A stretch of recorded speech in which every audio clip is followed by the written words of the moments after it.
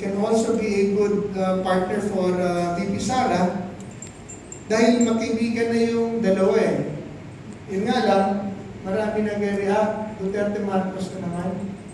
So, eto naman po, wala naman ito naman po, bukas lang yung aking isip kung sino, no? Kasi in the end, it's VP Sara who will choose her running mate. At kung sino man ang kanyang piliin, syempre, we will support. Pero kung ako lang ang tatanungin, yun po ang ating mga isasaalang-alang sa pagpili. Ability, capability, track record, and what's good for our country. Assuming nakukunin niya si Lenny o dalawang babae, is that possible? Our country will be run by women, puro babae. Kami mga lalaki, mag-insecure kami. Well, that will be a change, ano? Suddenly, dalawang babae. It's not the perfect system and perfect picture, pero it's a reality na pwedeng mangyari ngayon. Pero meron mga puro lalaki, pero puro korupsyon naman. Meron kang lalaki-babae, pero ang gulo-gulo naman.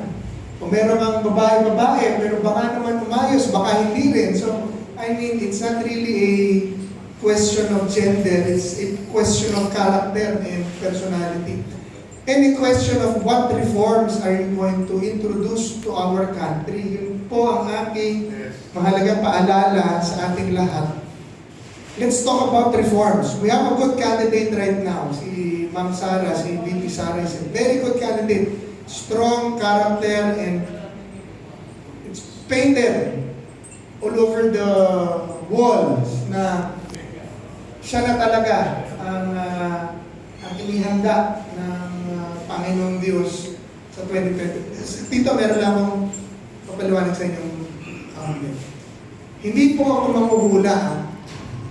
Hindi ko ako nagpa-prophesy silent.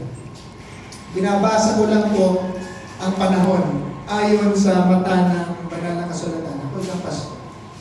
Si 40, number 40 is a very significant number in the Bible. Significant yan. 40 years. 40 years in the wilderness. 40 years from the time na umalis ang mga Egyptians, ang Israel sa Egypt, papuntang Promised Land. 40 years. 40 days na fasting si Jesus Christ. He came out powerful starting his ministry. 40 days bago humupa ang baha ni Noah. Then started a new world. 40 days bago umakyat ang Panginoon sa langit na mabuhay. Ascension, 40. Ibig sabihin po, 40 is a very significant number in the Bible. May ibig sabihin yan.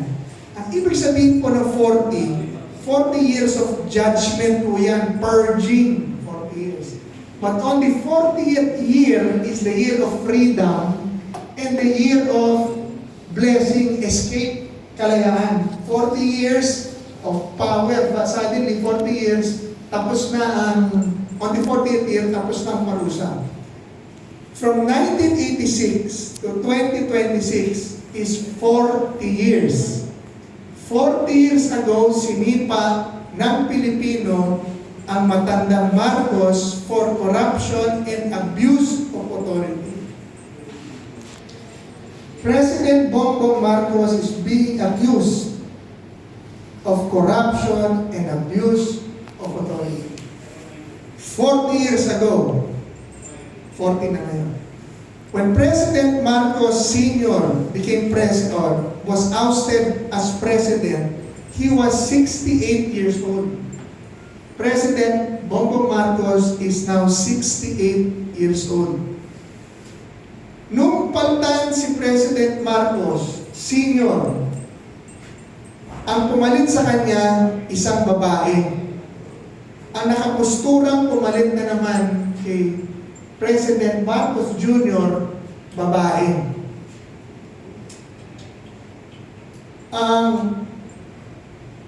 Ang ginagawa ni President Marcos Sr. noon, pinakukulong ang kanyang mga kalaban sa politika. Maraming namatay ng kanyang mga kalaban sa politika, detractors. Ang official number is 3,200 plus na namatay, EJK. Ang binintang nila kay President Duterte, EJK, 6,000 official. Inakusuhan si President Marcos, 30,000 daw ang namatay. Marcos Sr. na EJK.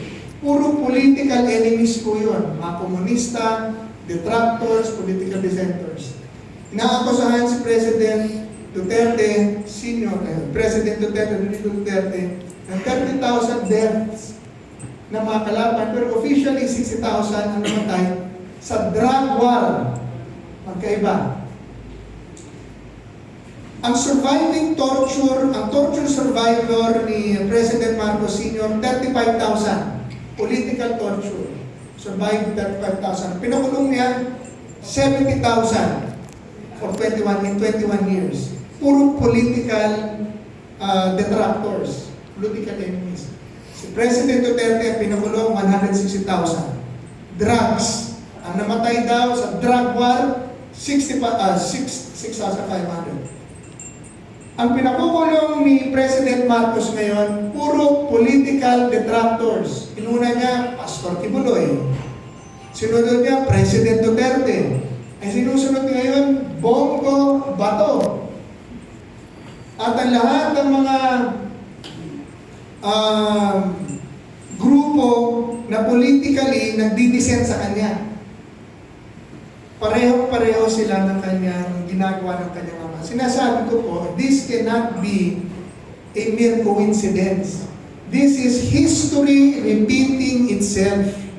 Yan ang gusto kong ipaalala at iparating kay Pangulong Marcos, na kayo po ay kinakatok na ng Diyos. Hindi ho ito coincidence. This is God mirroring history sa'yo so that you will have the opportunity to not commit the same mistakes your father did.